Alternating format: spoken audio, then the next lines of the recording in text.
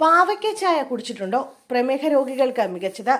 ഊർജവും ഉന്മേഷവുമുള്ള ഒരു ചായ ബെസ്റ്റാണ്. ചായക്കുള്ളിലെ ചേരുവ മാറുന്നതനുസരിച്ച് ആരോഗ്യ ഗുണത്തിനും വ്യത്യാസം വരാം. നിങ്ങൾ പാവയ്ക്ക ചായ കുടിച്ചിട്ടുണ്ടോ? ഗോഹ്യ ചായ എന്നും അറിയപ്പെടുന്ന പാവയ്ക്ക ചായയ്ക്ക് നിരവധി ആരോഗ്യ ഗുണങ്ങളുണ്ട്. എങ്ങനെയൊക്കെ പാകം ചെയ്താലും പാവയ്ക്കയുടെ കയ്പ് കളയുക ലേശം ബുദ്ധിമുട്ടാണ്. കയ്പേറിയ ഇവ സ്മൂത്തുകൾ ഉണ്ടാക്കാനും ജ്യൂസാക്കി നമ്മൾ കഴിക്കാറുണ്ട്. രക്തത്തിലെ പഞ്ചസാരയുടെ അളവ് നിയന്ത്രിക്കാനുള്ള കഴിവാണ് കയ്പയ്ക്ക നീര് അല്ലെങ്കിൽ ഈ ജ്യൂസിന്റെ പ്രധാന ഗുണങ്ങളിലൊന്ന്. ഈ പാവയ്ക്ക ജ്യൂസിനേക്കാൾ മികച്ചതാണ് പാവയ്ക്ക ചായ എന്ന് പറഞ്ഞാൽ നിങ്ങൾ വിശ്വസിക്കുമോ? ഇത് വളരെ ജനപ്രിയമായ ഒരു പാനീയമല്ല, എന്നാൽ നിരവധി ആരോഗ്യ ഗുണങ്ങൾ ഇതിലടങ്ങിയിട്ടുണ്ട്. പാവയ്ക്ക വെള്ളത്തിലിട്ടുണ്ടാക്കുന്ന ഒരു ഔഷധ പാനീയമാണ് പാവയ്ക്ക ചായ. ഇതൊരു ഔഷധ ചായയായി അറിയപ്പെടുന്നു. കൈപ്പേറിയ ചായ പൊടിയായോ സത്തായോ ലഭ്യമാണ്. ഗോഹ്യ ചായ എന്നും അറിയപ്പെടുന്ന ഇത് വീട്ടിൽ എളുപ്പത്തിൽ തയ്യാറാക്കാവുന്നതാണ്. കൈപ്പയ്ക്ക ജ്യൂസിൽ നിന്ന് വ്യത്യസ്തമായി കൈപ്പയ്ക്ക ചായ അതിന്റെ ഇലകളും പഴങ്ങളും വിത്തുകളും ഉപയോഗിച്ചുണ്ടാക്കാം.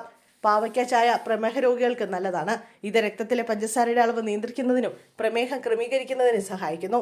കൂടാതെ പാവയ്ക്കയുടെ ആന്റി ഇൻഫ്ലമേറ്ററി ഗുണങ്ങൾ രക്തത്തിലെ ചീഞ്ഞ കൊളസ്ട്രോൾ കുറയ്ക്കാനും ഹൃദയാരോഗ്യം മെച്ചപ്പെടുത്താനും സഹായിക്കും.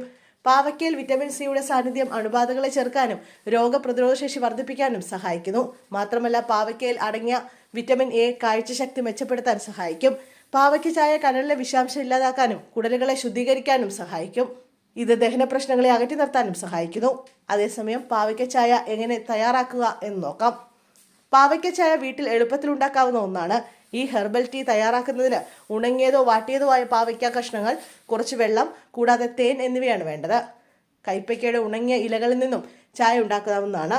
ഈ ചായ ഉണ്ടാക്കാൻ നിങ്ങൾ ചെയ്യേണ്ടത് ഒരു പാത്രത്തിൽ വെള്ളം തിളപ്പിച്ച് അതിൽ ഉണക്കിയതോ വാട്ടിയതോ ആയ ഇലകഷ്ണങ്ങൾ ചേർക്കുക.